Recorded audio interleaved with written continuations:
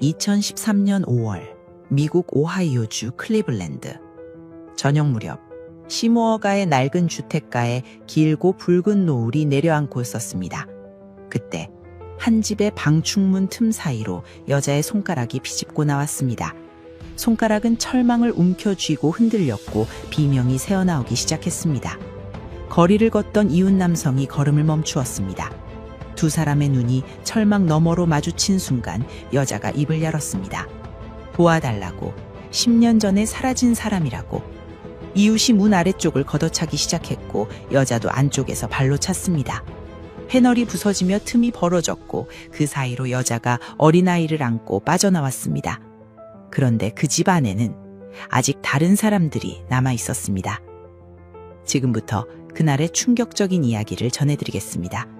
이야기를 시작하기 전에 무료 버튼인 구독과 좋아요 한 번씩만 눌러주시면 많은 분들이 범죄, 사기 피해를 예방하는 데 큰 도움이 됩니다. 그럼 붉은 달 미스테리 지금 바로 시작합니다. 11년 전으로 거슬러 올라갑니다. 2002년 8월. 클리블랜드의 여름은 오대호에서 밀려오는 습기로 무겁습니다. 아스팔트 위에 아지랑이가 피어오르고 현관문을 여는 것만으로도 축축한 열기가 얼굴에 달라붙는 계절이었습니다. 21세의 젊은 여성이 사촌의 집 현관을 나섰습니다. 손에는 서류 봉투가 들려 있었습니다. 그날 그녀에게는 반드시 가야 할 곳이 있었습니다. 아들의 양육권에 관한 법원 출석이었습니다.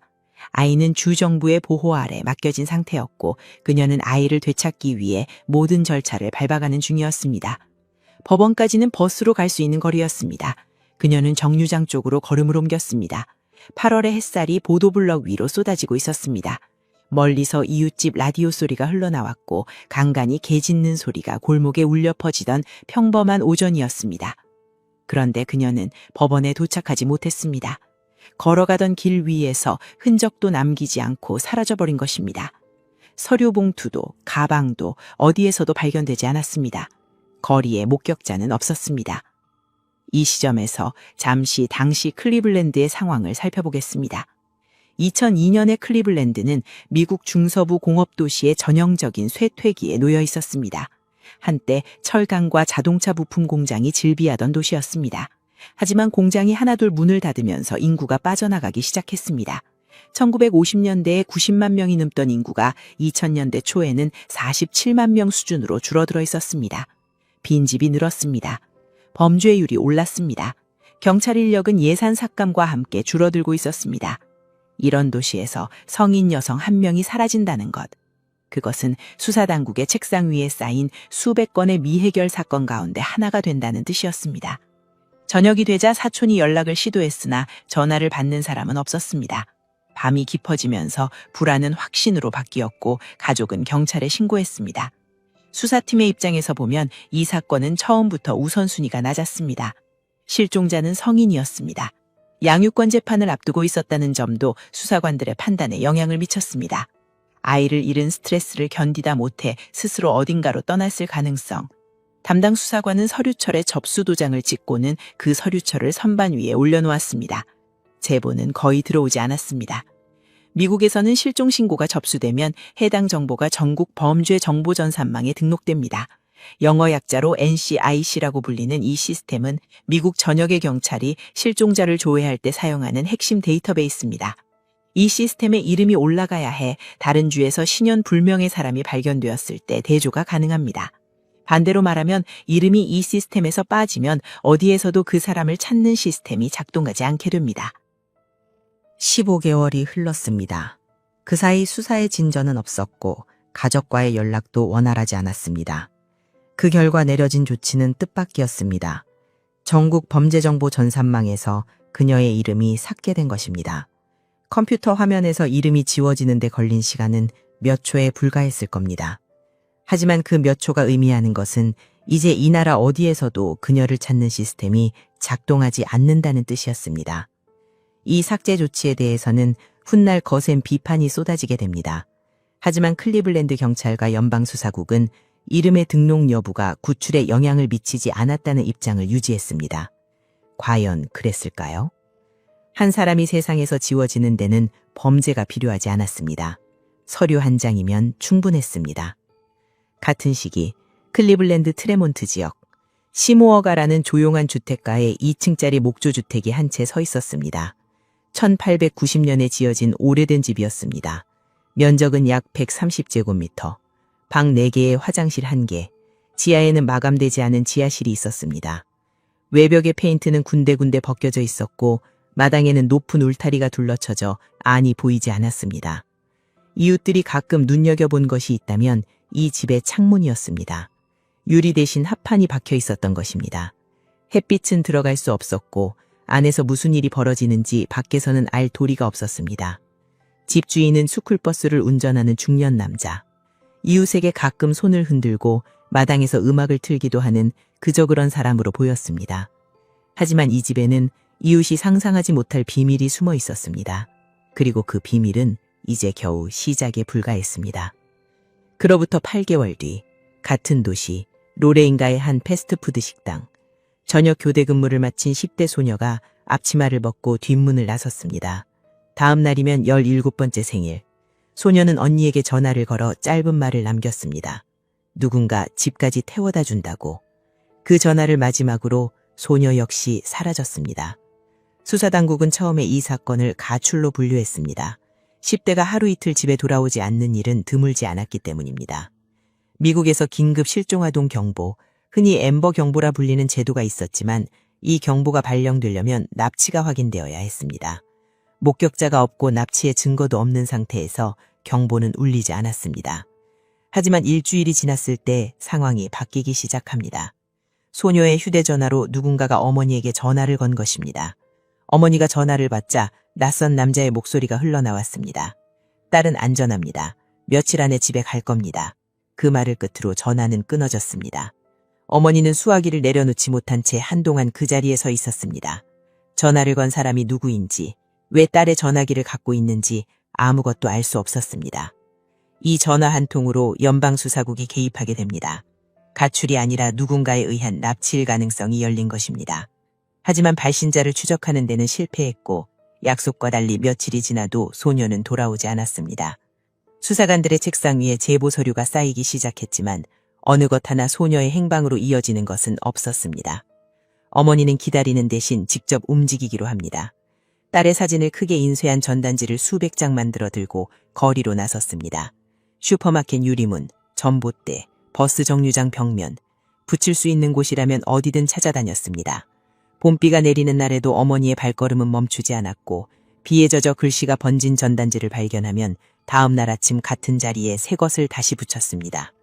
방송에도 출연해 딸을 찾아달라고 호소했고 지역 집회에 빠짐없이 참석하며 목소리를 높였습니다.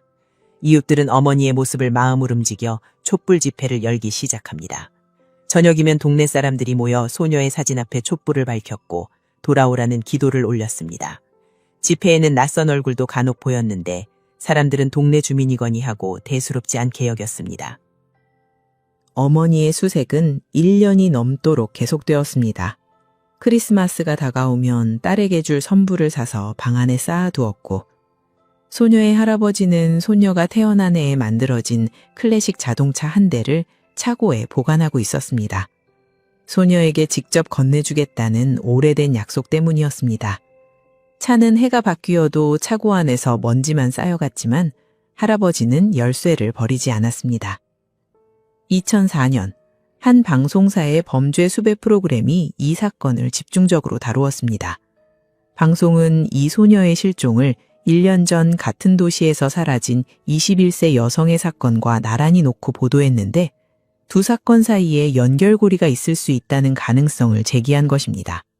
하지만 구체적인 단서는 여전히 나오지 않았고 수사는 교착 상태에 빠져 있었습니다. 그 무렵 소녀가 사라진 지 꼭 1년이 되던 때입니다. 같은 클리블랜드에서 세 번째 실종이 일어납니다. 이번에 사라진 것은 14세 중학생. 그런데 이 소녀에게는 한 가지 남다른 점이 있었습니다. 바로 범인의 딸과 같은 학교 친구였다는 것입니다. 이것이 14세 소녀가 마지막으로 목격된 순간이었습니다. 그리고 그 옆에 서 있던 친구는 아리엘 카스트로의 딸이었습니다. 소녀는 친구의 아버지를 알고 있었습니다. 친구네 집에 놀러 간 적도 있었고 동네에서 마주치면 인사를 나누는 사이였습니다. 그래서 그날 오후 카스트로가 차를 세우고 태워주겠다고 했을 때 소녀는 망설이지 않고 차에 올라탔습니다. 친구의 아버지니까요. 집까지 데려다 주겠다는 말을 의심할 이유가 없었습니다. 하지만 차는 소녀의 집으로 향하지 않았습니다. 소녀가 돌아오지 않자 가족은 곧바로 경찰에 신고를 넣었습니다. 이번에도 앰버 경보는 울리지 않았습니다. 납치를 입증할 목격자가 없다는 이유에서였습니다. 소녀의 아버지는 분노를 감추지 않았는데 훗날 한 언론 인터뷰에서 이렇게 말합니다. 앰버 경보는 모든 실종 아동에게 적용되어야 합니다. 납치든 가출이든 아이는 찾아야 하는 겁니다. 이 법을 바꿔야 합니다. 수사는 시작되었지만 방향을 잡지 못하고 있었습니다. 소녀를 마지막으로 본 사람은 카스트로의 딸이었고 경찰은 그 친구에게서 진술을 받았습니다. 두 사람이 헤어진 뒤 소녀가 어디로 갔는지는 아무도 모른다는 것이 진술의 전부였습니다. 1년이 지난 뒤 연방수사국은 용의자 합성 수배서를 공개합니다. 수배서에 적힌 인상착의는 이러했습니다. 중남미계 남성, 25세에서 35세 사이, 키 178cm, 녹색 눈동자, 턱수염. 그런데 실제 범인인 카스트로는 키 170cm의 갈색 눈동자를 가진 당시 40대 중반의 남자였습니다. 수배서의 묘사와 실제 인물 사이에는 상당한 차이가 있었던 셈인데 이 불일치가 수사의 방향을 더욱 엇나가게 만들었을 가능성이 있습니다. 이 무렵 한 가지 기묘한 일이 벌어지고 있었습니다. 카스트로의 아들은 대학에서 언론학을 전공하는 학생이었는데 같은 해 2004년 지역신문 플레인 프레스에 실을 기사를 쓰기 위해 소녀의 어머니를 직접 찾아가 인터뷰한 것입니다. 아들은 딸이 사라진 뒤 동네가 어떻게 달라졌는지, 가족은 어떻게 지내고 있는지를 물었고 어머니는 정성껏 대답해 주었습니다. 그 자리에서 어머니는 자신의 딸을 납치한 사람이 바로 인터뷰어의 아버지라는 사실을 전혀 알지 못했습니다. 아들 역시 마찬가지였습니다. 시간이 흘러 2004년 11월, 두 번째로 사라진 소녀의 어머니에게 한 줄기 빛처럼 보이는 기회가 찾아옵니다. 유명 심령술사가 고정 출연하는 방송 프로그램에 출연하게 된 것입니다. 어머니는 딸에 대한 단서를 얻을 수 있으리라는 기대를 안고 방송국을 찾았습니다. 카메라 앞에 앉은 심령술사는 잠시 눈을 감더니 입을 열었습니다. 따님은 하늘에 있습니다. 이미 이 세상 사람이 아닙니다. 어머니의 표정이 굳었습니다. 방송이 끝난 뒤에도 그 말은 어머니의 머릿속을 떠나지 않았습니다. 딸이 살아 돌아올 것이라고 믿어왔던 마음에 깊은 균열이 생긴 순간이었습니다. 어머니는 집에 돌아와 딸의 방에 들어갔습니다. 벽에 붙어있던 사진을 떼어내기 시작했고 딸이 쓰던 컴퓨터를 다른 사람에게 넘겨주었습니다. 그러면서도 수색을 완전히 포기하지는 못한 채 가끔씩 전단지를 들고 거리에 나서는 날들이 이어졌습니다. 그로부터 1년여가 더 흘렀습니다. 2006년 3월 2일 어머니는 신부전으로 세상을 떠납니다. 나이 43세. 딸이 사라진 지 거의 3년이 되던 때였습니다. 딸의 귀환을 끝내 보지 못한 채 눈을 감은 것입니다. 그런데 어머니가 세상을 떠난 그해 12월, 시무어가의 그 합판으로 막힌 집안에서는 새로운 생명의 울음소리가 울려 퍼지게 됩니다. 2006년 12월 시무어가의 낡은 목조주택, 그 집 안에서 들려온 울음소리, 과연 누구의 아이였을까요? 아리엘 카스트로의 집은 겉보기에 평범한 2층 주택이었습니다. 1층에는 거실과 부엌이 있었고 낡은 소파 위에 담요가 놓여 있었습니다. 텔레비전도 있었고 식탁 위에는 컵이 놓여 있기도 했습니다. 이웃이 현관 앞을 지나가면 평범한 집처럼 보였을 겁니다. 그러나 2층으로 올라가는 계단 끝에는 자물쇠가 걸린 문이 있었습니다. 그 문 너머에는 합판으로 청문이 완전히 막힌 방들이 이어져 있었습니다.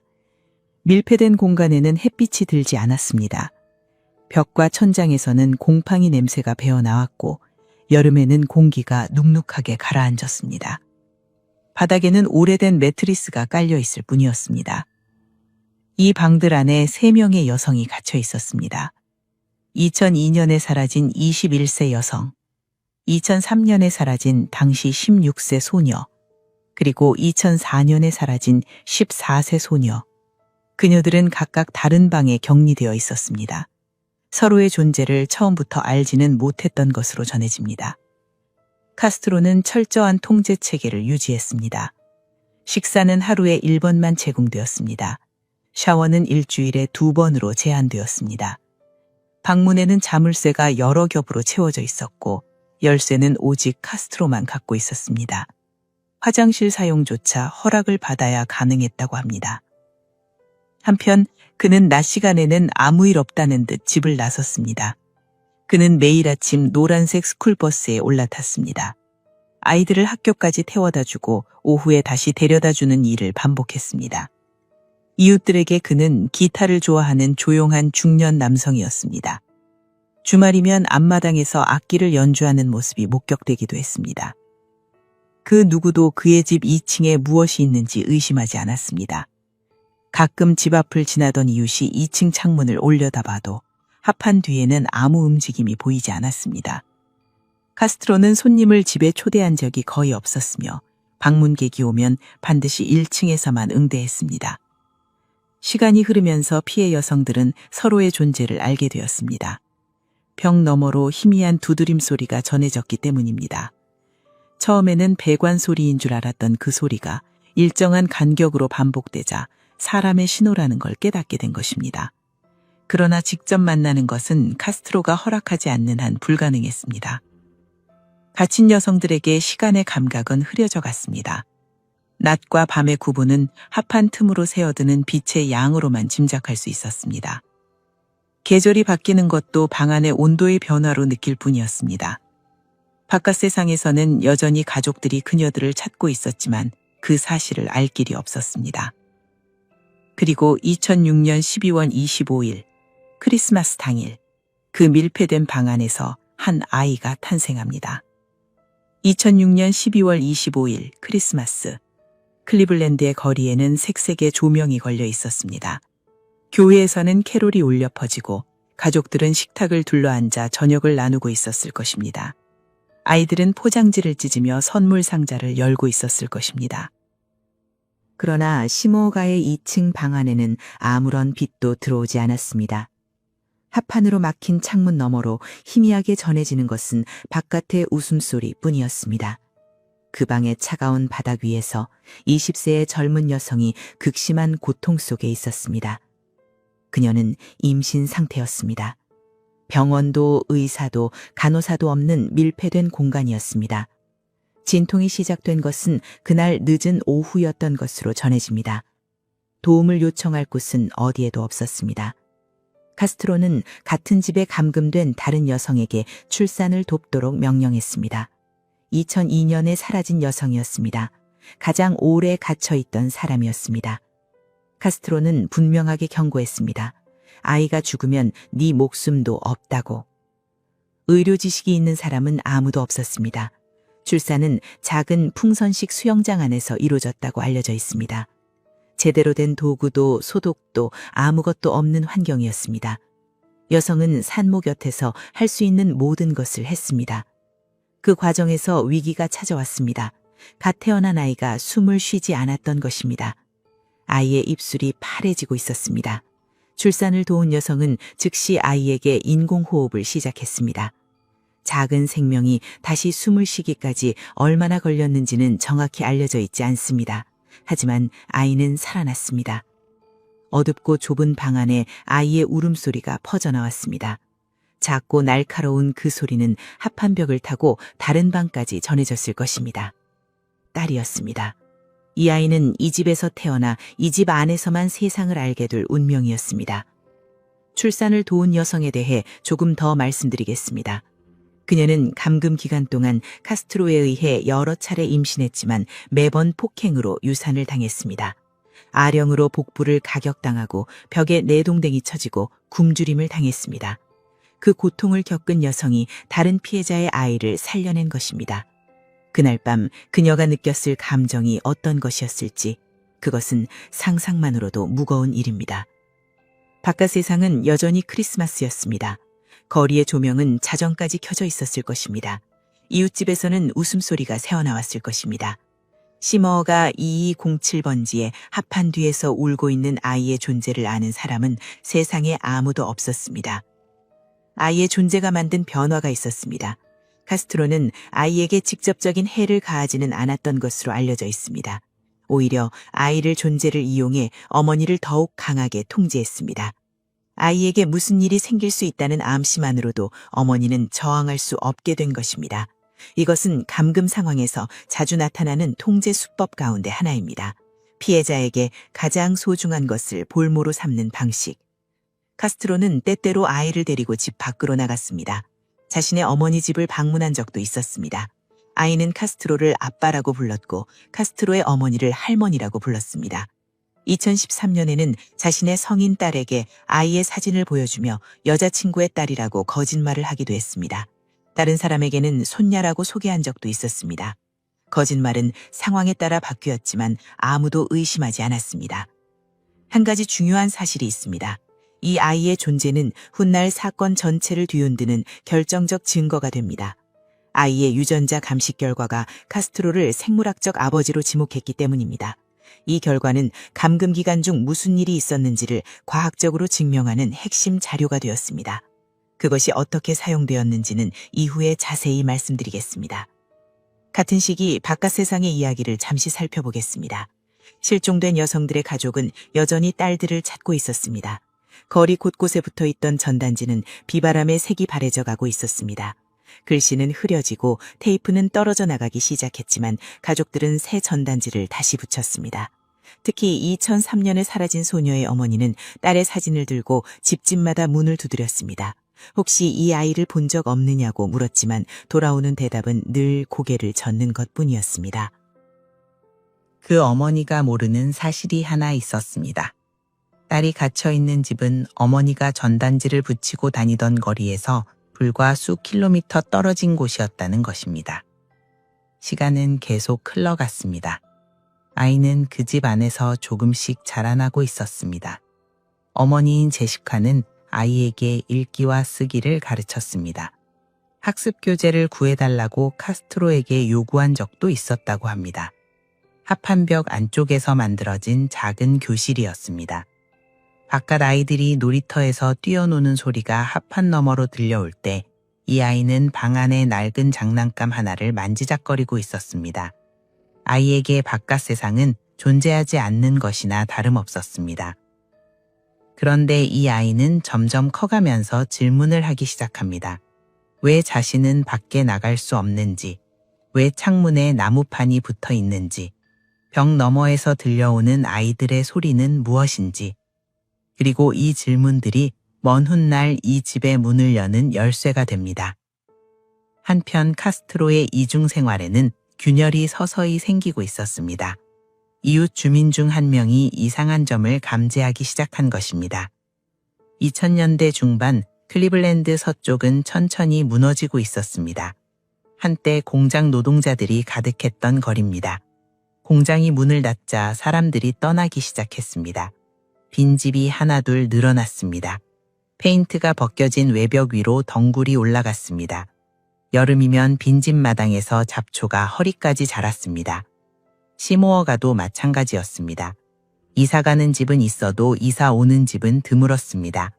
거리를 걷는 사람의 수가 줄었습니다. 이웃 간의 대화도 줄었습니다. 누가 어떤 집에 사는지 관심을 갖는 사람이 적어졌습니다. 이런 환경이 카스트롤에게는 보호막이 되었습니다. 시모어가 2207번지의 창문은 합판으로 덮여 있었습니다. 이상한 모습이었지만 이웃들은 크게 신경 쓰지 않았습니다.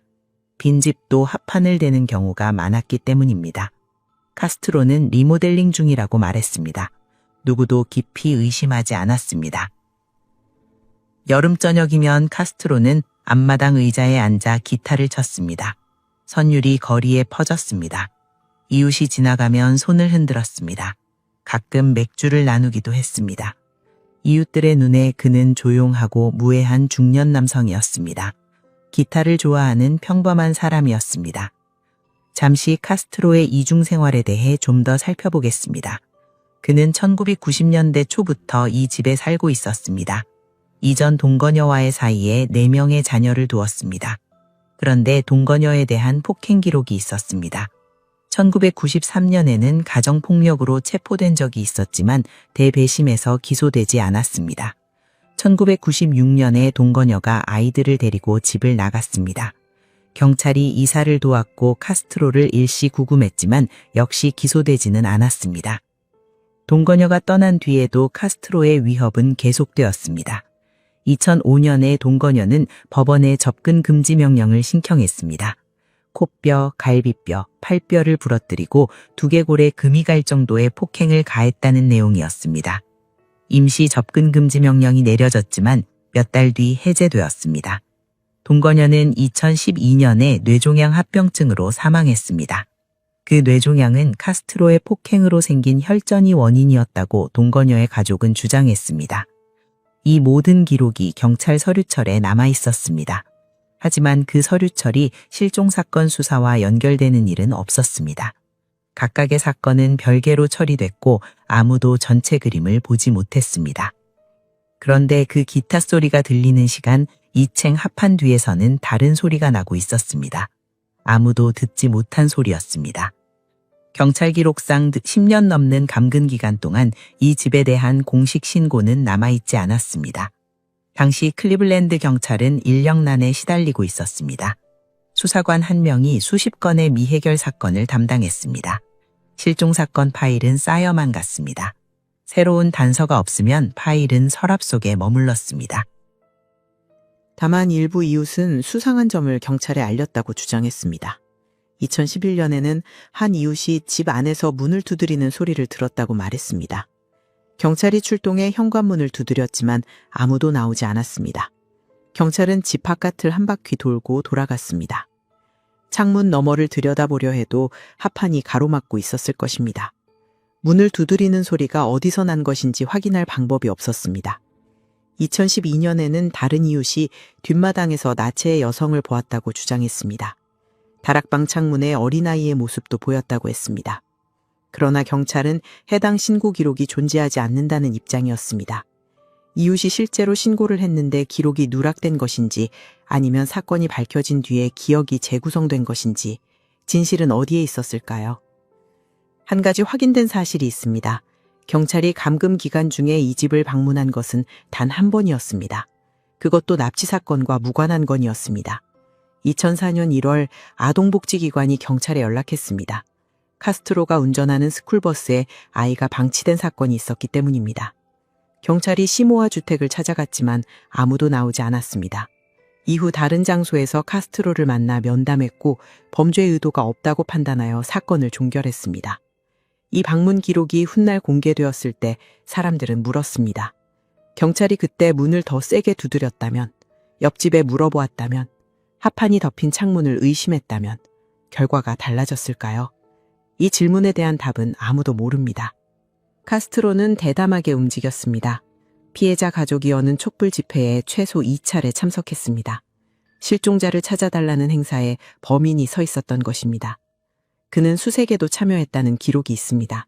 피해자 가족에게 가까이 다가가려 했습니다. 선의의 이유처럼 보이기 위해서였을까요? 아니면 수사 진행 상황을 확인하려는 목적이었을까요? 카스트로의 아들 역시 이 사건과 기묘하게 얽혀 있었습니다. 그 이야기는 앞서 이미 말씀드렸습니다. 아버지 집 2층에 감금된 소녀의 어머니를 인터뷰한 사실을 전혀 모른 채 기사를 쓴 대학생. 그 기사가 지역신문에 실렸지만 수사에 도움이 되지는 않았습니다. 시간이 흘렀습니다. 2005년이 지나고 2006년이 지나고 2007년, 2008년. 실종 사건은 뉴스에서 점점 사라졌습니다. 전단지의 사진은 발에 갔습니다. 수사 파일은 먼지를 덮었습니다. 사람들의 기억 속에서 3명의 여성은 희미해져 갔습니다. 2006년 3월에는 두 번째 실종 여성의 어머니가 세상을 떠났습니다. 그해 12월에는 그 딸이 감금 상태에서 아이를 낳았습니다. 어머니는 딸이 살아있다는 것을 모른 채 눈을 감았고 딸은 어머니가 세상을 떠났다는 것을 모른 채 아이를 품에 안았습니다. 하지만 시모아 안에서 그들은 살아있었습니다. 하루하루를 버티고 있었습니다. 합판 너머로 들려오는 기타 소리를 들으며 2012년 여름 한 수감자가 수사기관에 편지를 보냈습니다. 실종된 제시카의 시신 매장 위치를 안다는 내용이었습니다.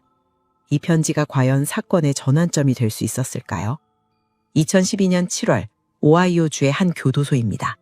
철문이 열리고 닫히는 소리가 복도에 울렸습니다. 콘크리트 벽에는 소독약 냄새가 배어 있었습니다. 이곳에 한 수감자가 있었습니다. 수감자는 수사기관에 연락했습니다. 제시카의 시신이 클리블랜드 서쪽의 한 빈 땅에 묻혀 있다고 주장했습니다. 그는 구체적인 위치까지 지목했습니다.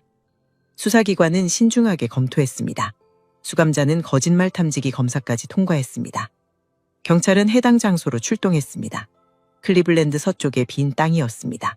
천막이 세워졌고 장비가 투입되었습니다. 삽이 흙을 파헤치는 소리가 빈 땅에 울려 퍼졌습니다. 첫째 날 아무것도 나오지 않았습니다.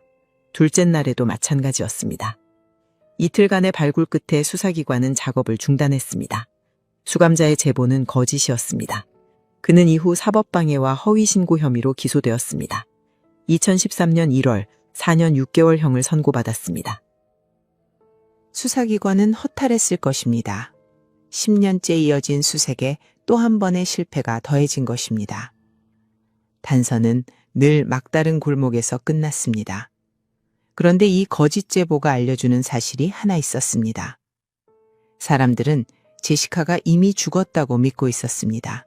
수사관도 시민도 아무도 그녀가 살아있으리라 생각하지 못했습니다. 하지만 바로 그 시각 시모어가의 합판 뒤에서 제시카는 숨을 쉬고 있었습니다. 6살이 된 딸과 함께. 같은 해 카스트로에게도 변화가 찾아왔습니다. 2012년 11월 카스트로는 스쿨버스 운전기사직에서 해고되었습니다. 사유는 나쁜 판단이었습니다. 그의 인사기록에는 여러 건의 위반이 적혀 있었습니다. 버스에 아이를 태운 채 불법 유턴을 한 적이 있었습니다. 아이를 버스에 남겨둔 채 식당에 간 적도 있었습니다. 버스를 방치하고 집에 가서 낮잠을 잔 적도 있었습니다. 20년 넘게 유지해온 직업이었습니다. 이웃들에게 스쿨버스 기사라는 신분은 카스트로가 정상적인 사람이라는 증거처럼 보였습니다. 그 직업을 잃었습니다. 해고 이후 카스트로의 생활은 빠르게 무너졌습니다. 수입이 끊겼습니다.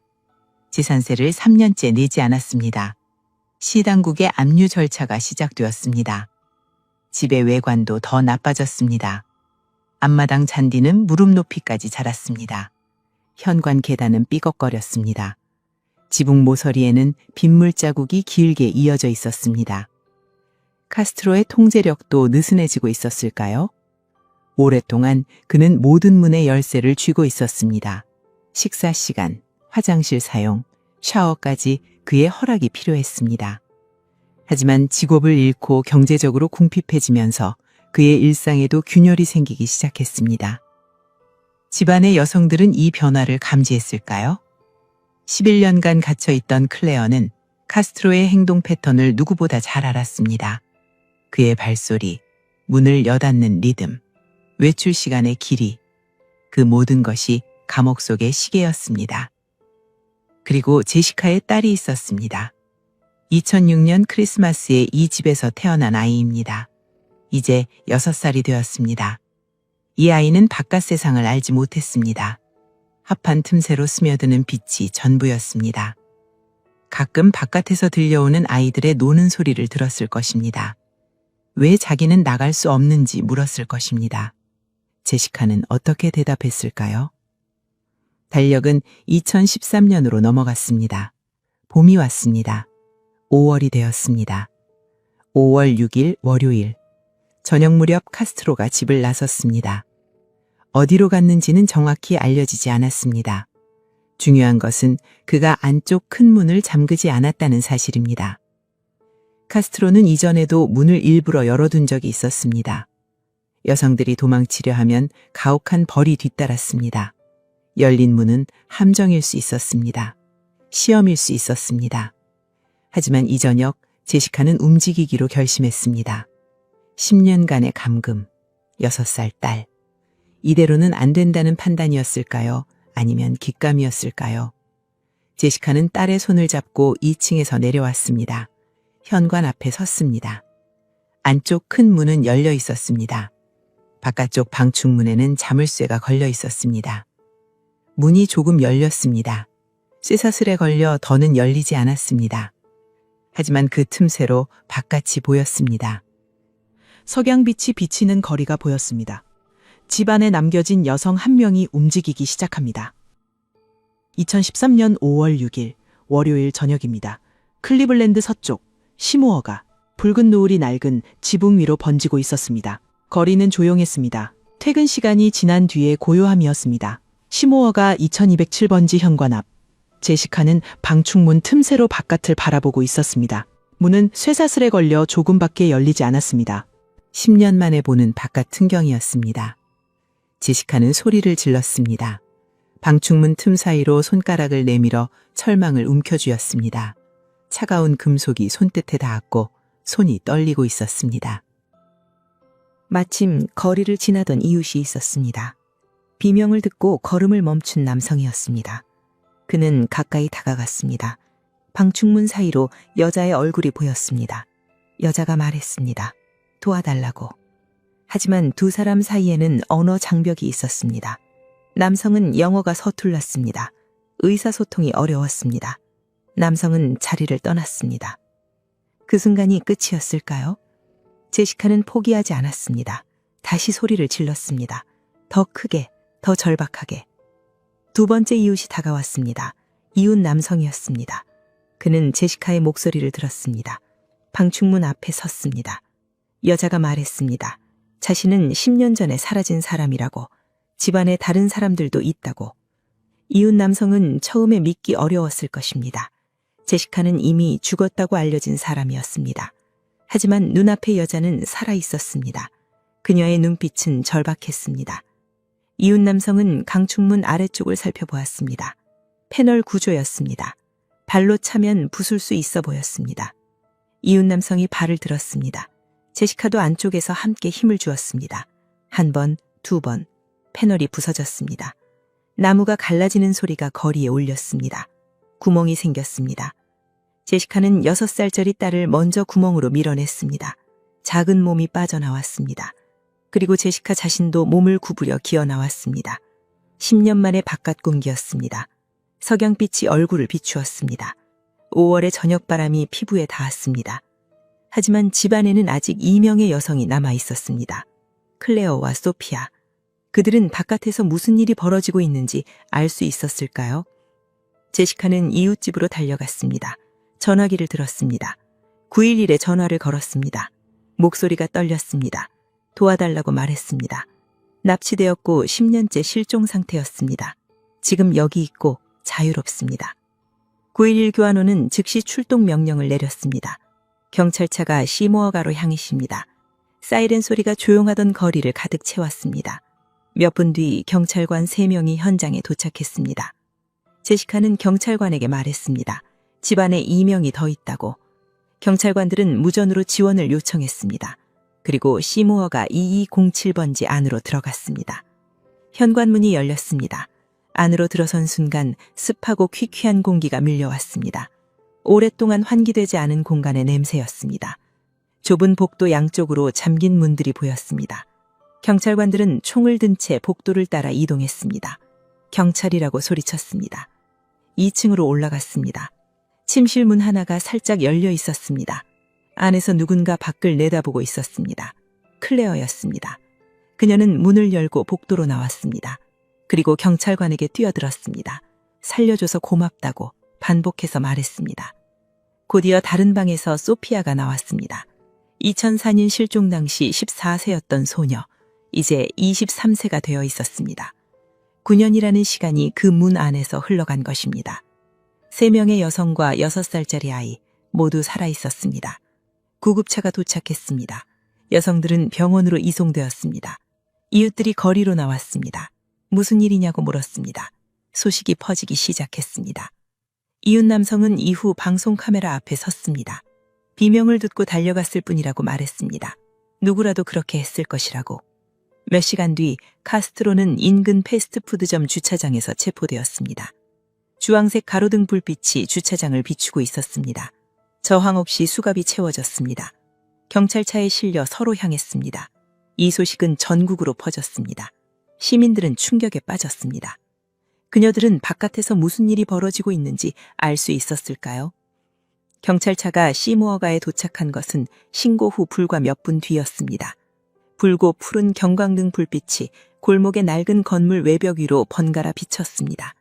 차문이 열리고 경찰관들이 내렸을 때 현관 앞에는 한 여성이 아이를 안고 서 있었습니다.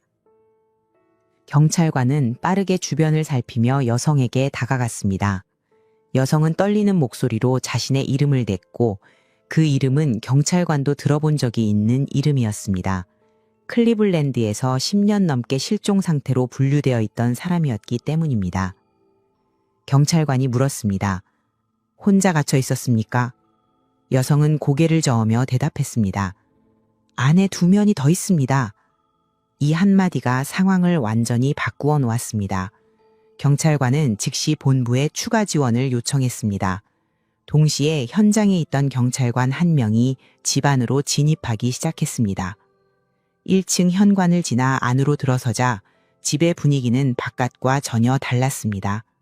거실에는 낡은 가구들이 놓여 있었지만 사람이 정상적으로 생활하는 공간의 느낌은 아니었습니다. 계단을 올라 2층에 다다르자 좁은 복도 끝에 자물쇠가 달린 문들이 보였습니다. 문 하나하나마다 여러 겹의 잠금 장치가 걸려 있었습니다. 밀폐된 공간 특유의 눅눅하고 탁한 공기가 코를 찔렀습니다. 경찰관은 도구를 이용해 잠금 장치를 하나씩 열기 시작했습니다. 첫 번째 방문이 열렸을 때 안에는 한 여성이 있었습니다. 어두운 방 안에서 갑자기 쏟아져 들어온 빛에 눈을 가리며 벽 쪽으로 물러서는 모습이었습니다. 경찰관이 자신의 신분을 밝히자 그제야 여성은 조심스럽게 앞으로 나왔습니다. 두 번째 방에서도 여성이 발견되었습니다. 이 여성은 2002년 8월에 사라진 사람이었습니다. 가장 오래 갇혀 있던 사람으로 감금 기간만 11년에 가까웠습니다. 경찰관이 손을 내밀자 여성은 한참을 바라보다가 그 손을 잡았다고 전해집니다. 3명의 여성과 1명의 아이, 모두가 살아 있었습니다.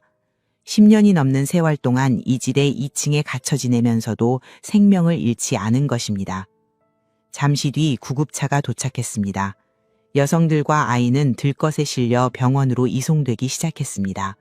시무어가의 좁은 골목에는 어느새 이웃 주민들이 하나둘 모여들고 있었습니다.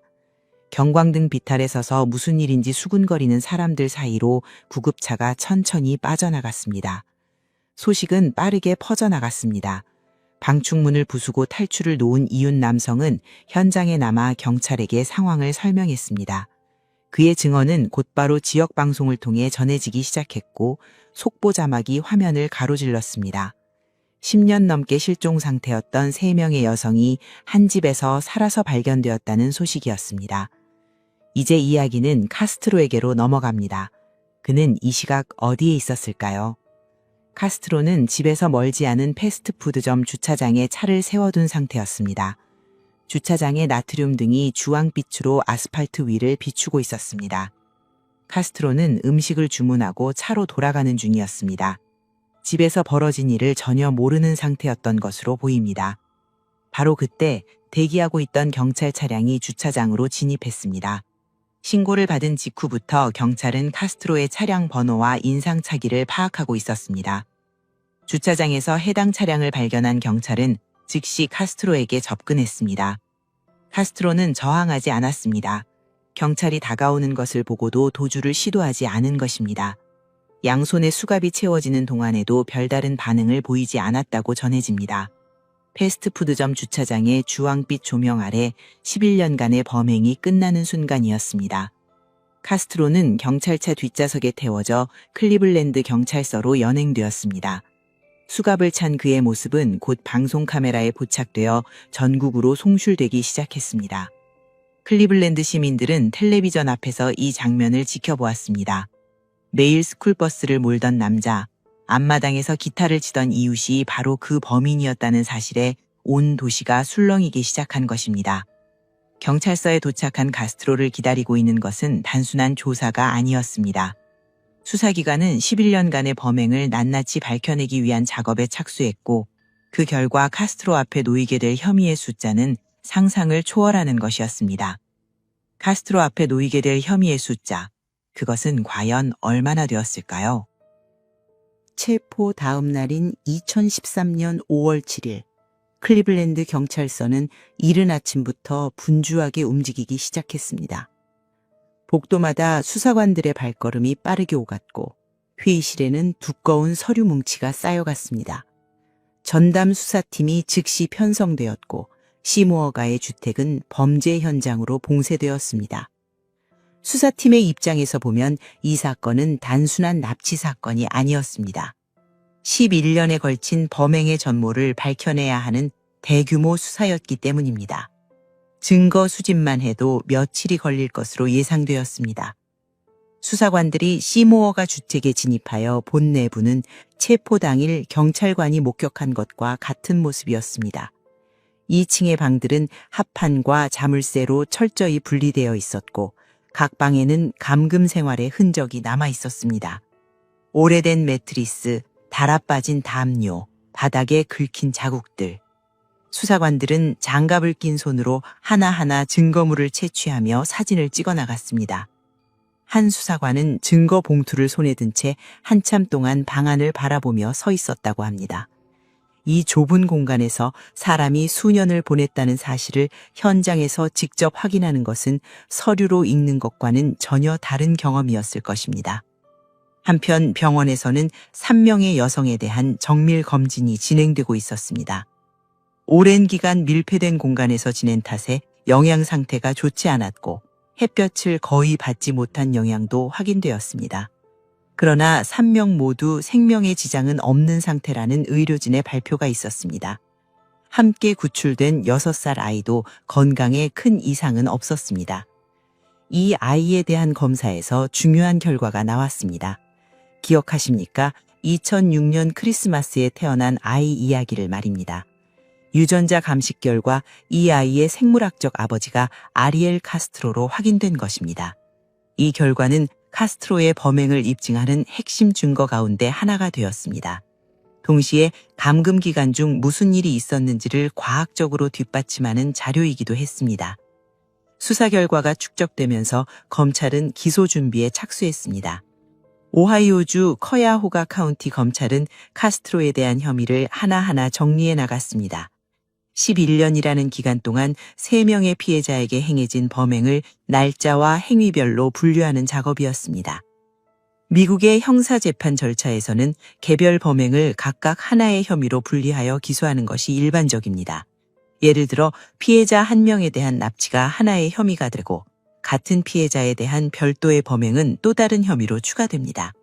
이런 방식으로 혐의를 산정하다 보니 숫자는 빠르게 불어났습니다. 최종적으로 검찰이 법원에 제출한 기소장에 담긴 혐의의 수는 977건이었습니다. 이 가운데 납치 관련 혐의가 512건에 달했고 성폭행 관련 혐의는 446건이었습니다. 나머지는 감금 및 기타 범죄에 해당하는 혐의들이었습니다. 977건. 오하이오주 형사재판 역사에서 한 사람에게 이 정도 규모의 혐의가 적용된 것은 극히 이례적이었습니다. 기소장의 분량만으로도 수백 쪽에 이르렀다고 전해집니다. 검찰 측 대변인은 공식 발표에서 이렇게 말했습니다. 피해자들이 겪은 하루하루가 이 혐의에 담겨 있습니다. 소식이 전해지자 시모어가 앞에는 전국 각지에서 온 취재진이 몰려들었습니다. 카메라와 중계차가 좁은 골목을 가득 메웠고 기자들은 이웃 주민들에게 마이크를 들이대며 인터뷰를 시도했습니다.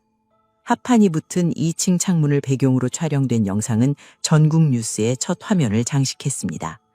클리블랜드라는 도시 이름이 이토록 자주 보도된 적은 오랜만이었습니다. 한편 카스트로에게는 국선 변호인이 선임되었습니다. 변호인 측은 기소 내용을 검토하기 시작했고 검찰과의 접촉이 이루어지기 시작했습니다. 977건의 혐의를 하나하나 재판에서 다투게 되면 공판은 수개월에 걸쳐 이어질 수밖에 없었습니다. 검찰 측과 변호인 사이에서 유죄 인정 여부를 둘러싼 물밑 협상이 시작된 것입니다. 카스트로는 과연 어떤 선택을 하게 될까요? 카스트로는 어떤 선택을 했을까요? 답을 말씀드리겠습니다. 재판은 열리지 않았습니다.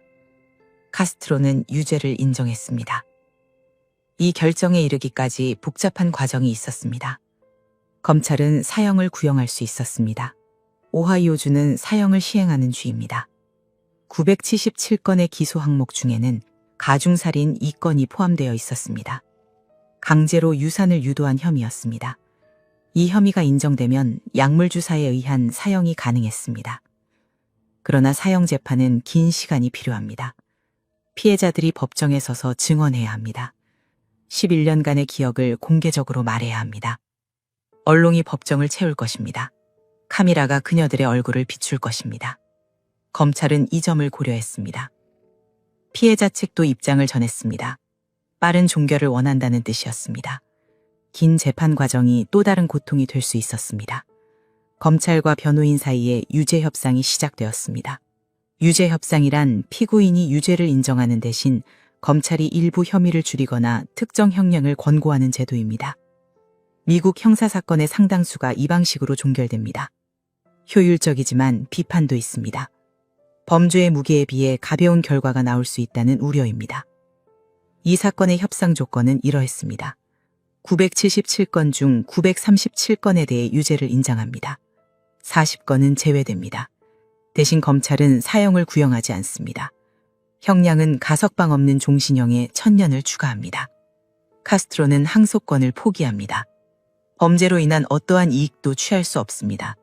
자산은 전부 몰수됩니다. 시모아우의 주택은 철거됩니다. 2013년 7월 26일 커야호가 카운티 법원입니다. 카스트로가 법정에 섰습니다. 주황색 수감복을 입고 있었습니다. 판사가 물었습니다. 유죄 협상의 내용을 이해하는지. 카스트로는 대답했습니다. 이해한다고. 동의한다고. 937건의 혐의. 납치, 강간, 가중살인, 폭행, 아동위험. 카스트로는 하나하나의 유죄를 인정했습니다. 법정은 조용했습니다. 방청석에서는 숨소리만 들렸습니다. 판사가 말했습니다. 당신은 석방되지 않을 것이라고. 이것이 분명한지 묻겠다고. 카스트로가 대답했습니다. 이해한다고. 카스트로는 법정에서 몇 마디를 더 했습니다. 자신의 성적 문제에 대해 말하려 했습니다. 판사가 말을 끊었습니다. 그런 내용은 선고 공판에서 다루겠다고. 피해자 3명의 대리인은 성명을 발표했습니다. 오늘의 결과에 안도한다고. 법적 절차가 곧 마무리되기를 바란다고. 사적인 생활을 되찾고 싶다는 뜻이었습니다. 이 유죄 인정은 오하이오주 형사사건 역사에서 이례적인 규모였습니다. 937건이라는 숫자. 한 사람의 피고인에게 적용된 단일 사건으로는 전례가 드물었습니다. 기소장은 수백 페이지에 달했습니다. 2002년 8월 20일부터 2013년 5월 15일, 11년간의 범행이 날짜별로 분류되어 있었습니다.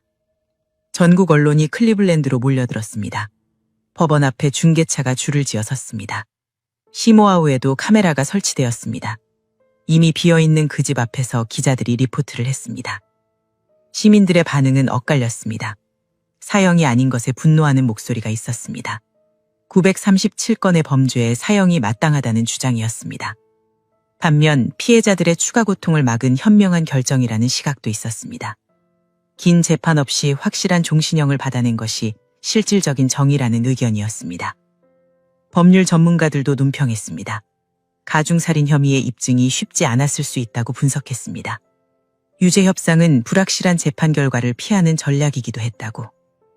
유죄는 인정되었습니다. 하지만 선고는 아직 남아 있었습니다.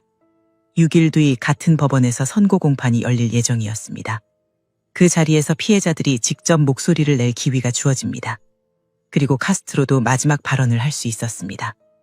그의 입에서 나온 말은 법정 안팎에 큰 파장을 일으키게 됩니다. 2013년 8월 1일 커야호가 카운티 법원입니다. 유죄 인정으로부터 6일이 지났습니다. 오늘은 선고 공판이 열리는 날입니다. 이 공판에서 최종 형량이 확정됩니다. 그리고 피해자에게 영양 진술의 기회가 주어집니다. 자신이 겪은 고통을 법정에서 직접 말할 수 있는 절차입니다. 법정 앞은 이른 아침부터 북적였습니다. 취재진과 시민들이 모여 있었습니다. 중계차가 도로를 따라 줄지어 섰습니다. 전국 방송이 생중계를 준비했습니다. 법정 내부로 들어가 보겠습니다. 형광등 불빛이 나무 패널 벽을 비추고 있었습니다. 방청석 의자는 딱딱한 나무였습니다.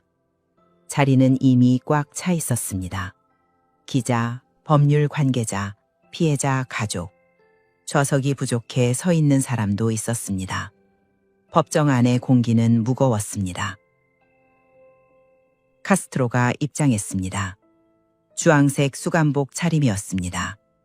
표정에는 감정이 드러나지 않았습니다. 첫 번째 진술자가 앞으로 나왔습니다. 클레어였습니다. 2002년에 실종되어 11년간 감금된 여성입니다. 그녀는 직접 법정에 출석했습니다. 카스트로를 마주보고 섰습니다. 클레어가 말했습니다. 당신은 11년간 내 인생을 빼앗았다고, 11년을 지옥에서 보냈다고, 하지만 이제 당신의 지옥이 시작된다고, 나는 이 모든 것을 극복할 것이라고, 용서는 할 수 있지만 절대 잊지는 않겠다고. 법정이 조용해졌습니다. 클레어의 목소리가 마이크를 통해 울렸습니다. 방청석에서 눈물을 흘리는 사람이 보였습니다. 두 번째 진술은 서면으로 대신했습니다. 2003년에 실종된 제시카의 가족이 대리인을 통해 진술서를 낭독했습니다. 제시카의 어머니는 이 자리에 없었습니다. 2006년 3월, 딸을 찾지 못한 채 세상을 떠났기 때문입니다. 심장마비였습니다. 43세였습니다. 어머니는 딸이 살아 돌아오는 것을 보지 못했습니다. 세 번째 진술은 영상으로 전달되었습니다. 2004년에 실종된 소피아의 것이었습니다. 그녀는 법정에 직접 오지 않았습니다. 화면 속에서 그녀는 담담하게 말했습니다. 자신은 회복 중이라고. 피해자 진술이 끝났습니다. 이제 카스트로에게 마지막 발언의 기회가 주어졌습니다. 그는 약 20분간 말했습니다. 카스트로는 자신이 괴물이 아니라고 했습니다. 좋은 사람이라고 했습니다. 성 중독 때문이었다고 했습니다. 대부분의 관계가 합의였다고 주장했습니다. 자신이 어린 시절 성적 학대를 받았다고 말했습니다. 그리고 집안에 조화가 있었다고 표현했습니다. 이 발언은 피해자 진술과 정면으로 모순되었습니다. 피해자들은 폭행과 학대를 증언했습니다. 카스트로는 그것을 부정했습니다. 법정 안의 공기가 싸늘해졌습니다. 카스트로는 FBI가 자신을 더 일찍 잡지 못한 것을 비난하기도 했습니다. 피해자들이 낯선 사람의 차에 탄 것을 언급하기도 했습니다. 사과와 책임 전가가 뒤섞인 발언이었습니다. 판사가 카스트로를 바라보았습니다. 판사는 말했습니다. 진정한 반성이 보이지 않는다고. 피해자들에게 가한 것은 명백한 범죄라고. 어떠한 변명도 이를 정당화할 수 없다고. 그리고 최종 형량을 선고했습니다. 가석방 없는 종신형. 여기에 1000년의 추가형, 벌금 10만 달러, 전 재산 몰수, 시모어 2007번지 주택은 철거 대상. 판사가 카스트로에게 물었습니다. 당신은 석방되지 않을 것이다. 이것이 분명한가? 카스트로는 대답했습니다. 이해한다고. 카스트로는 자리에서 일어났습니다. 무표정한 얼굴이었습니다. 법정을 나서 교도소로 이송되었습니다. 법정 밖에서 기다리던 시민들 사이에 탄식과 박수가 섞였습니다. 이 선고는 전국에 생중계되었습니다. 시청자들은 클레어의 발언에 감동했습니다. 카스트로의 발언에 분노했습니다. 종신형이 적절한지, 사형이 맞았는지에 대한 논쟁은 계속되었습니다. 카스트로는 오리엔트에 있는 교정 수용센터로 이송되었습니다. 독방에 수감되었습니다. 30분 간격으로 교도관이 순찰하는 감시 체제 아래 놓였습니다. 종신형을 선고받은 남자의 새로운 일상이 시작된 것입니다. 불과 한 달 뒤, 교도소 안에서 예상치 못한 일이 벌어지게 됩니다. 선고가 있은 지 정확히 1개월, 2013년 9월 3일, 오하이오주 오리엔트 교정시설에서 한 통의 긴급 보고가 올라왔습니다. 아리엘 카스트로가 독방에서 숨진 채 발견된 것입니다. 시간을 조금 되돌려 보겠습니다. 카스트로가 수감된 곳은 오하이오주 중부 콜럼버스 남쪽에 위치한 교정 수용센터였습니다. 높은 콘크리트 담장 안쪽으로는 철조망이 이중으로 둘러쳐져 있었고 복도에는 하루 종일 형광등 불빛만 비추고 있었습니다. 바깥의 계절이 바뀌어도 안에서는 알 수 없는 곳이었습니다. 카스트로는 일반 수감구역이 아닌 독방에 배치되었습니다. 937건의 유죄를 인정한 종신형 수감자였기에 다른 수감자들과의 접촉을 최소화하는 조치가 취해진 것입니다. 사건의 성격상 다른 수감자들로부터 보복을 당할 위험도 고려되었을 것입니다. 독방은 좁은 콘크리트 벽으로 둘러싸인 공간이었습니다. 침대 하나와 변기, 세면대가 전부인 방이었고 창문은 작은 틈만 나 있어 바깥 빛이 거의 들어오지 않았습니다. 벽에 손을 대면 차갑고 거친 표면이 느껴지는 곳이었습니다. 시머어가의 합판으로 막힌 방들과는 다른 종류의 밀폐였지만 어두움이라는 점에서는 닮은 공간이었습니다. 교도소 규정에 따르면 카스트로는 보호감시 대상으로 분류되어 있었습니다. 보호감시란 수감자의 안전을 위해 정해진 간격으로 교도관이 직접 상태를 확인하는 절차입니다. 자살감시 대상으로 지정된 것은 아니었지만 사건의 특수성과 높은 관심도 때문에 일반 수감자보다 더 자주 확인이 이루어져야 했습니다.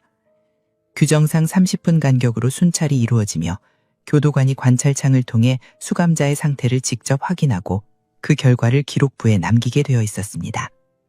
그렇다면 이 감시 체계 아래에서 어떻게 이런 일이 일어날 수 있었을까요? 9월 3일 저녁, 순찰 시간에 맞춰 교도관이 카스트로의 독방 앞에 도착했습니다. 시각은 오후 9시 20분경이었습니다.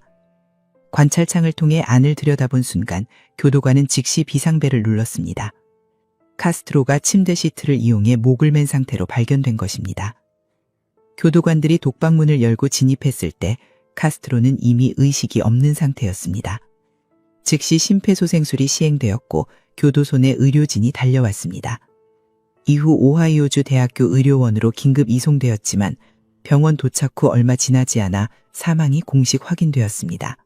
나이 53세, 수감된 지 불과 33일 만이었습니다. 사망 소식은 빠르게 전해졌습니다. 자정이 되기 전에 전국 뉴스에 속보로 올라갔습니다. 다음 날 아침 프랭클린 카운티 검시관은 부검 결과를 발표했습니다. 공식 사인은 목을 메어 스스로 목숨을 끊은 것에 의한 질식사, 타살의 흔적은 발견되지 않았다는 것이 검시관의 결론이었습니다. 카스트로의 독방에서는 당일 날짜가 적힌 손으로 쓴 편지가 발견되었습니다. 성경 구절을 인용하며 고백하면 구원받을 것이라는 내용이 적혀 있었습니다. 아이들과 손녀를 사랑한다는 말도 남겨져 있었습니다. 유서로 볼 수 있는 내용이었습니다. 그러나 이 결론을 그대로 받아들이지 않는 목소리가 곧바로 나왔습니다. 핵심 쟁점은 교도관의 순찰 기록이었습니다. 보호감시 대상 수감자에 대해서는 30분마다 직접 확인하고 기록을 남겨야 합니다. 그런데 카스트로 사망 당일의 순찰 기록에 심각한 문제가 발견된 것입니다. 2013년 9월 10일 오하이오주 교정국이 내부 조사 보고서를 공개했습니다. 이 보고서에 따르면 당일 근무 교도관 2명이 순찰 기록을 허위로 작성한 것이 확인되었습니다. 기록부에는 순찰을 실시한 것으로 적혀 있었지만 실제로는 독방 앞까지 가서 확인하지 않은 순찰이 여러 차례 있었고 그중 기록 5건이 허위로 작성된 것으로 확인되었습니다. 쉽게 말하면 교도관이 기록부에 확인했다고 적어놓고 실제로는 확인하지 않았다는 뜻입니다. 30분마다 확인해야 하는 규정이 지켜지지 않았던 것입니다. 이 공백 시간 동안 카스트로가 목숨을 끊은 것으로 추정됩니다. 이 보고서는 또 하나의 가능성을 언급했습니다. 카스트로의 사망이 자살이 아니라 자위행위 중 우발적 질식사였을 수 있다는 것이었습니다. 발견 당시 카스트로의 바지가 벗겨져 있었다는 점이 근거였습니다. 하지만 프랭클린 카운티 검시관은 이 가능성을 부정하고 자살이라는 판정을 유지했습니다. 교도관 2명은 순찰 기록 허위 작성이 확인된 뒤 유급 행정휴직 처분을 받았습니다. 교정당국은 내부 징계 절차를 진행했습니다. 이들이 궁극적으로 어떤 최종 처분을 받았는지는 언론에 크게 보도되지 않았습니다. 외부에서는 비판의 목소리가 높았습니다. 보호감시 대상 수감자가 수감 1개월 만에 독방에서 사망했다는 사실 자체가 감시체계의 실패를 보여준다는 지적이었습니다. 법률 전문가들은 종신형 선고 직후에 수감자에 대한 감시 강화 필요성을 제기했고, 교정제도 전반에 대한 논의가 다시 불붙었습니다. 오하이오주 교정 시스템에 대해 잠시 설명드리겠습니다. 당시 오하이오주에는 약 5만 명의 수감자가 있었습니다. 교도관 대 수감자의 비율은 전국 평균에 미치지 못했습니다. 과밀 수용과 인력 부족은 오랜 문제였습니다. 순찰기록 허위 작성이 카스트로 사건에서만 일어난 일인지 아니면 구조적인 문제인지에 대한 논의가 이어졌습니다. 피해자 측의 반응은 어땠을까요? 카스트로의 사망 소식이 전해지자 피해자 가족들은 각기 다른 방식으로 반응했습니다. 한 피해자의 가족은 짧은 성명을 발표했습니다. 우리에게 중요한 것은 그의 죽음이 아니라 살아남은 사람들의 회복이라고. 다른 가족은 공개적인 반응을 자제한 채 침묵을 지켰습니다. 여론도 갈렸습니다. 카스트로가 법의 심판을 온전히 받지 못하고 스스로 생을 마감한 것에 대해 분노하는 목소리가 있었습니다. 종신형이라는 형벌은 매일매일을 감옥 안에서 보내는 것에 의미가 있는데 33일 만에 그 형벌이 끝나버린 셈이라는 지적이었습니다. 반면 피해자들이 이제 그의 존재를 의식하지 않아도 된다는 점에서 일종의 종결이라는 시각도 존재했습니다. 카스트로가 교도소에 살아있는 한 피해자들은 언제든 그가 면회를 요청하거나 언론에 발언할 가능성을 의식해야 했기 때문입니다. 카스트로는 이후 화장되었습니다. 유골은 공개되지 않은 장소에 뿌려졌습니다. 53년의 생과 937건의 유죄, 그리고 33일의 수감 생활. 그가 남긴 것은 끝나지 않은 질문들 뿐이었습니다. 그러나 이 이야기의 진짜 결말은 카스트로의 죽음이 아닙니다. 11년간 갇혀있던 3명의 여성과 그 집에서 태어난 아이, 그들이 바깥 세상에서 어떻게 살아가게 되었는지가 남아있습니다. 카스트로가 세상을 떠난 뒤에도 이 사건은 끝나지 않았습니다. 범인은 사라졌습니다. 하지만 살아남은 사람들의 시간은 이제부터 시작이었습니다. 2013년 8월 7일 시모호가 2027번지 앞에 굴착기 한 대가 도착했습니다. 엔진이 걸리자 낮은 진동이 아스팔트 위로 퍼졌습니다. 크레인의 팔이 천천히 올라갔습니다. 소피아의 이모가 크레인의 첫 번째 스윙을 작동시켰습니다. 철제팔이 지붕을 향해 내려 꽂혔습니다. 합판이 떨어져 나갔습니다. 먼지가 피어올랐습니다. 2번째, 3번째 타격이 이어졌습니다. 벽이 무너졌습니다. 2층 바닥이 드러났습니다. 자물쇠가 달려있던 문틀이 잔해 속으로 쏟아져 내렸습니다. 클레어가 현장에 와 있었습니다. 그녀는 노란 풍선 묶음을 들고 있었습니다. 실종아동을 상징하는 색깔이라고 말했습니다. 풍선을 하나씩 나누어 주었습니다. 사람들이 풍선을 하늘로 날려보냈습니다. 노란 점들이 파란 하늘 위로 작아져 갔습니다. 그 아래서 집은 계속 무너지고 있었습니다. 11년간 3명의 여성을 가둔 벽이 콘크리트 조각과 나무 파편으로 변해갔습니다. 철거는 몇 시간 만에 끝났습니다. 남은 것은 빈 땅이었습니다. 잔해가 치워진 뒤에도 그 자리는 한동안 비어 있었습니다. 잡초가 자라고 비가 내리고 눈이 쌓이고 다시 풀이 돋았습니다. 그러다 2018년 그 자리에 작은 정원이 만들어졌습니다. 흙이 새로 깔렸습니다. 꽃이 심어졌습니다. 나무 벤치가 놓였습니다. 지옥이 서 있던 자리에 풀과 꽃이 뿌리를 내린 것입니다. 시민들의 기부도 이어졌습니다. 사건이 알려진 직후 클리블랜드 용기 기금이라는 이름의 기부 계좌가 개설되었습니다. 전국에서 기부가 쏟아졌습니다. 2013년 7월 기준으로 약 105만 달러가 모였습니다. 기부자는 1만 명을 넘었습니다. 이후에도 기부는 계속되어 최종 금액은 약 140만 달러에 달했습니다. 이 돈은 3명의 생존자에게 전달되었습니다. 주거 안정, 의료비, 생활 기반 마련을 위한 자금이었습니다. 오랫동안 바깥 세상과 단절되어 있던 여성들이 새 출발을 하는 데 필요한 최소한의 토대였습니다. 생존자들은 어떻게 되었을까요? 클레어, 2002년에 실종되어 11년간 감금된 여성입니다. 구출 당시 32세였습니다. 그녀는 바깥으로 나온 뒤 이름을 법적으로 변경했습니다. 새로운 인생을 시작하겠다는 뜻이었습니다. 몸 곳곳에 문신을 새겼습니다. 치유의 과정이라고 말했습니다. 하나하나의 문신에 의미를 담았습니다. 2016년에는 결혼을 했습니다. 감금 기간 동안 태어난 아들은 양부모에게 입양된 상태였습니다. 클레어는 아들이 성인이 된 뒤에 만나겠다고 말했습니다. 지금 당장 자신의 고통 속으로 아이를 끌어들이고 싶지 않다고. 법정에서 카스트로를 마주보며 했던 말이 떠오릅니다. 11년을 지옥에서 보냈지만 이겨내겠다고. 그녀는 그 말을 지키고 있었습니다. 제시카, 2003년에 실종되어 10년간 감금된 여성입니다. 탈출 당시 27세. 곁에는 6살짜리 딸이 있었습니다. 감금된 상태에서 태어나 바깥 세상을 모르고 자란 아이였습니다. 탈출 후 아이는 처음으로 학교에 다녔습니다. 처음으로 또래 아이들과 함께 뛰어놀았습니다. 제시카는 딸을 키우며 새로운 삶을 만들어 나갔습니다. 2017년 2월, 제시카는 클리블랜드의 한 지역 방송국에 합류했습니다. 실종자 관련 단신을 진행하는 역할이었습니다. 사라진 사람들의 소식을 전하고 가족의 재회를 돕는 방송이었습니다. 피해자에서 전달자로 그녀만이 할 수 있는 역할이었습니다.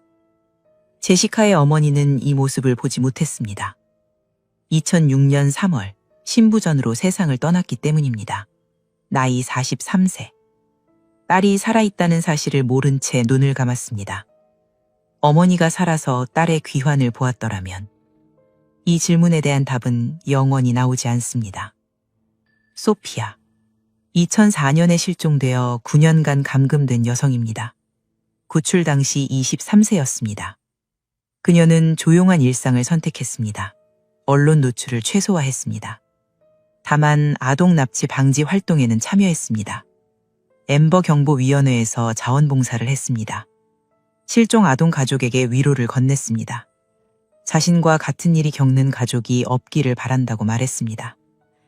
2017년 7월 3명의 생존자는 공동 영상 메시지를 공개했습니다.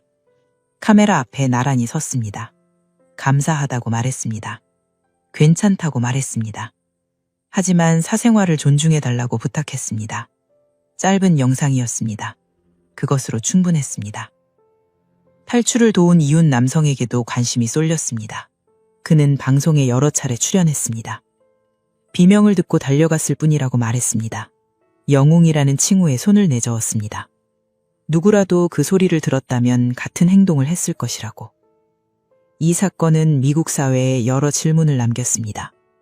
어떻게 10년 넘게 발견되지 않을 수 있었는가? 경찰의 실종자 수사 시스템에 구멍은 없었는가? 클레어의 사례처럼 성인 실종자가 전국 범죄정보 전산망에서 삭제되는 것이 적절한가? 소피아의 아버지는 엠버 경보 기준을 문제 삼았습니다. 당시 엠버 경보는 납치로 확인된 경우에만 발령되었습니다. 가출 가능성이 있으면 발령되지 않았습니다. 소피아의 실종 때도 엠버 경보는 울리지 않았습니다. 아버지는 말했습니다. 모든 실종 아이에게 엠버 경보가 작동해야 한다고. 납치인지 가출인지는 나중에 판단할 문제라고. 법을 바꿔야 한다고. 이 사건 이후 오하이오주에서는 실종자 데이터베이스 관리와 엠버 경보 발령 기준에 대한 재검토가 이루어졌습니다. 변화는 느렸지만 시작되었습니다. 시모어가의 합판은 사라졌습니다. 그 자리에 꽃이 피었습니다. 하지만 이 사건이 남긴 상처는 꽃으로 덮을 수 없습니다. 그 상처를 안고 살아가는 사람들이 있습니다. 그들이 매일 한 걸음씩 걷고 있다는 사실. 그것이 이 이야기의 진짜 결말입니다. 2013년 5월의 그 저녁을 다시 떠올려 봅니다. 방충문 틈 사이로 빠져나온 가느다란 손가락, 철망을 움켜쥔 떨리는 손, 10년 만에 바깥 공기를 마신 여성, 처음으로 하늘을 본 6세짜리 아이. 이 사건은 우리에게 묻습니다. 이웃집에서 무슨 일이 벌어지고 있는지 우리는 얼마나 알고 있는가? 사라진 사람을 우리는 얼마나 오래 기억하는가? 신고 한 통이 무시될 때 무엇이 사라지는가? 클레어는 법정에서 말했습니다. 11년을 지옥에서 보냈지만 이겨낼 것이라고. 제시카는 방송국에서 실종자의 이름을 부르고 있습니다. 소피아는 실종 아동 가족 곁에 서 있습니다. 그녀들은 살아남았습니다. 그리고 살아가고 있습니다. 시모오가의 그 자리에는 이제 작은 정원이 있습니다. 꽃이 피고 벤치가 놓여 있습니다. 지나가는 사람은 그곳에 무엇이 있었는지 알지 못할 수도 있습니다. 하지만 기억하는 사람들이 있습니다. 그것으로 충분합니다. 끝까지 시청해 주셔서 감사합니다. 지금까지 붉은 달 미스테리였습니다.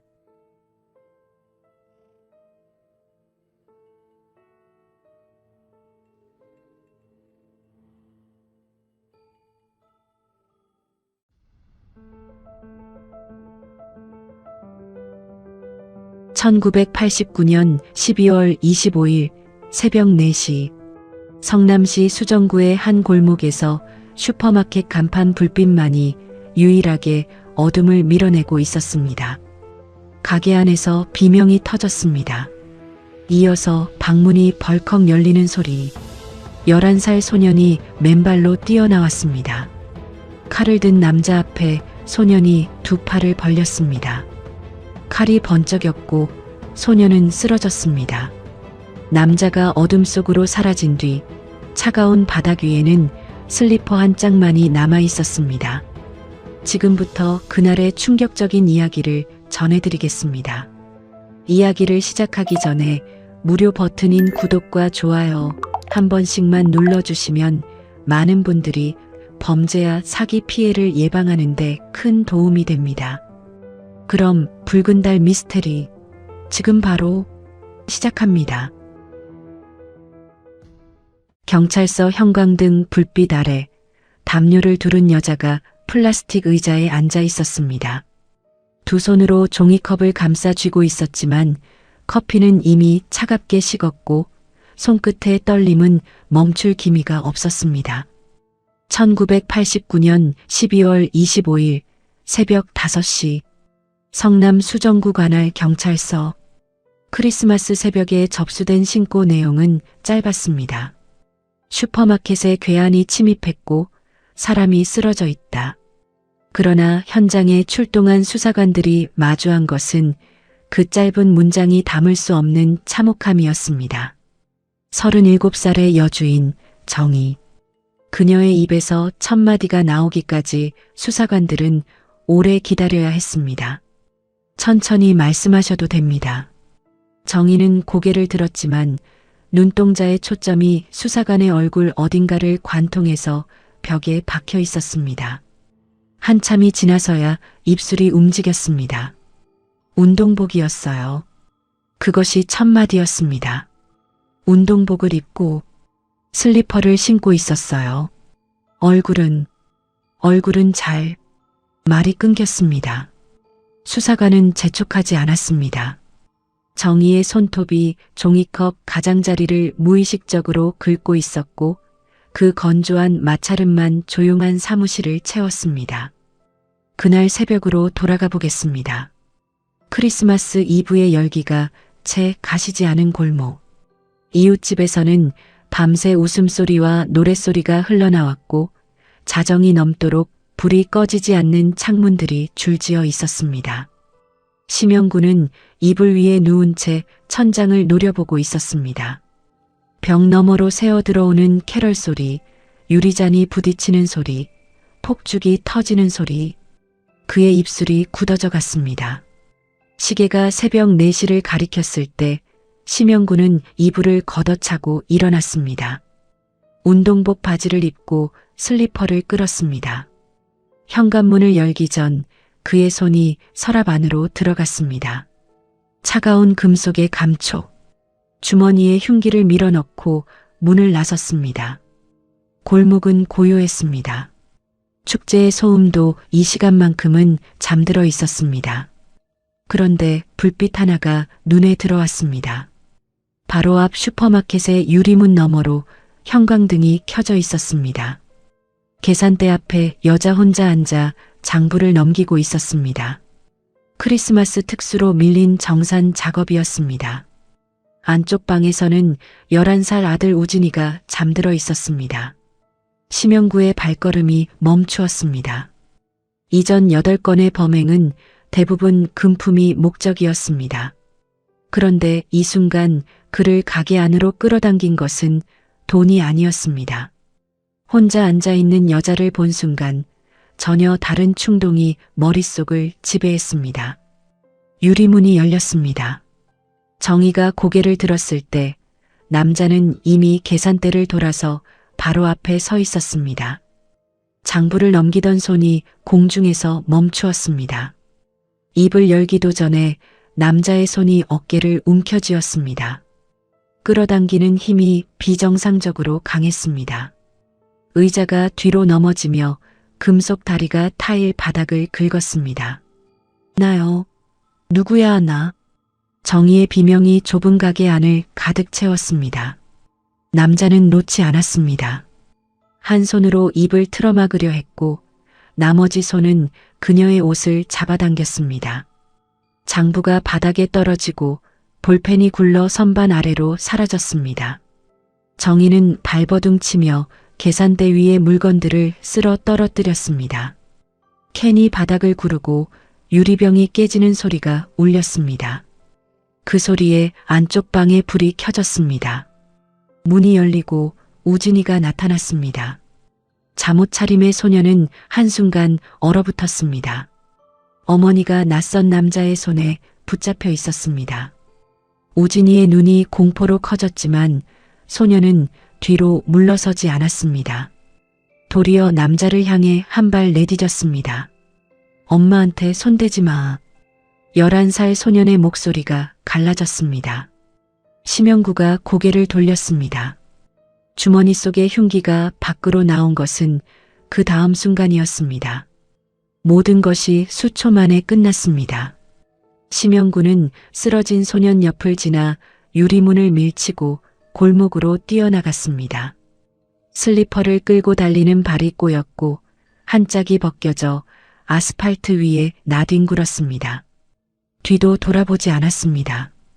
어둠이 그를 삼켰습니다. 출동한 수사관들이 현장에서 수거한 것은 깨진 유리병 조각, 피가 묻은 타일 바닥, 그리고 가게 앞에 나뒹굴던 슬리퍼 한 짝이었습니다.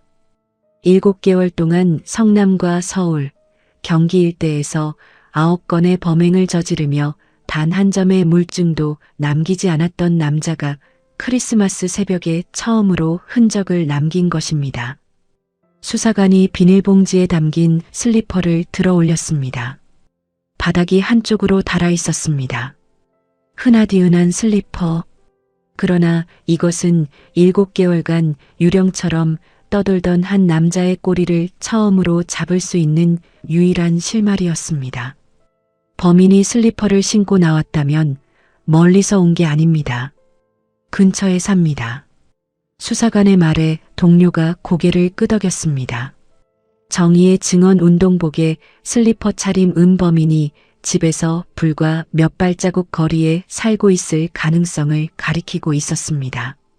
그러나 이 남자가 크리스마스 새벽에만 칼을 든 것이 아니었습니다.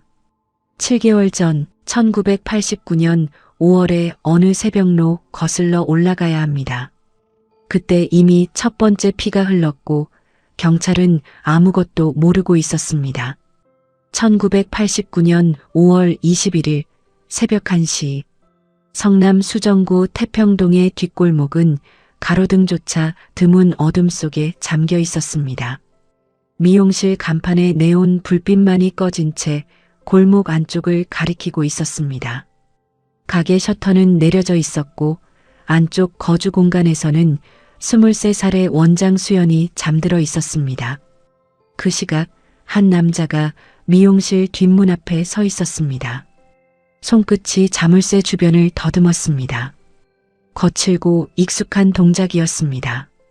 금속이 맞물리는 소리가 몇 차례 울리더니 가볍게 딸깍하는 소리와 함께 잠금 장치가 풀렸습니다. 문이 열리는 데까지 채 1분이 걸리지 않았습니다. 교도소에서 3년 6개월을 보낸 전과자의 손기술이었습니다. 남자가 실내로 미끄러져 들어왔습니다. 운동화 밑창이 리놀륨 바닥을 밟는 소리조차 내지 않으려는 듯 한 발 한 발 조심스럽게 옮겼습니다. 왼손에는 이미 흉기가 쥐어져 있었습니다. 안쪽 방의 문이 닫혀 있었습니다. 남자의 손이 문 손잡이에 닿았을 때 손잡이가 아래로 꺾이며 작은 소리가 났습니다. 덜그럭. 그 한 번의 소리에 수연이 눈을 떴습니다. 이불을 밀치고 일어난 수연이 방문을 열었을 때 어둠 속에서 칼날의 반사광이 먼저 보였습니다. 남자의 얼굴은 보이지 않았습니다. 어깨에 윤곽만 희미하게 떠 있었습니다. 누구세요? 대답 대신 칼끝이 앞으로 내밀어졌습니다. 수연이 본능적으로 뒷걸음질 쳤지만 좁은 방에서 물러설 곳은 없었습니다. 등이 벽에 닿았습니다. 사람 살려. 비명이 골목으로 퍼져나갔습니다. 그러나 새벽 1시의 주택가에서 그 소리를 즉시 알아듣고 뛰쳐나올 사람은 없었습니다. 남자는 소리에 당황하기는커녕 칼을 앞으로 밀어 넣었습니다. 목과 가슴, 수연의 몸이 벽을 타고 미끄러져 내렸습니다. 남자는 쓰러진 수연 옆을 지나 가게 안을 훑었습니다. 계산대 서랍을 열었습니다. 안에 든 것은 7,000원짜리 지폐 뭉치. 주머니에 쑤셔 넣고 들어온 뒷문으로 빠져나갔습니다. 7,000원. 7개월 동안 8명의 목숨을 앗아갈 살인의 첫 번째 대가였습니다. 비명을 듣고 뒤늦게 달려온 이웃 주민이 피를 흘리며 쓰러져 있는 수연을 발견했습니다. 119 신고 병원 이송. 수연은 가까스로 목숨을 건졌습니다. 그러나 어둠 속에서 느닷없이 칼을 들이밀던 남자의 얼굴을 수연은 기억하지 못했습니다. 너무 어두웠고 너무 빨랐고 공포가 시야를 먹어치웠습니다. 출동한 경찰 앞에 놓인 것은 열린 뒷문, 빈 서랍, 그리고 피 묻은 바닥뿐이었습니다. 침입 경로는요? 뒷문입니다.